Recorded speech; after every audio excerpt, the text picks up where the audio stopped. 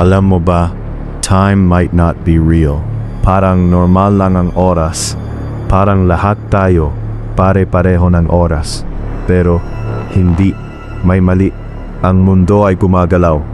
Pero hindi pare-pareho ang takbo ng oras para sa lahat. Kapag mas mabilis kang gumalaw, parang bumabagal ang oras. Kapag mas malakas ang gravity, lalo itong bumabagal. Sa labas ng Earth, iba ang galaw ng time. Isang astronaut na umiikot sa planeta, hindi kapareho ng oras mo ang nararanasan nito. Hindi mo siya mapapansin agad-agad, pero totoo siya. Ibig sabihin, may dalawang tao pwedeng nasa iisang universe, pero magkaiba ang takbo ng oras. Time is not fixed. Hindi siya diretso, nababali, nauunat, nagbabago.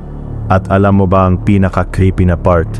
Ngayon, habang pinapanood mo ito, yung ngayon mo ay hindi pareho na ngayon ng lahat ng bagay sa paligid mo.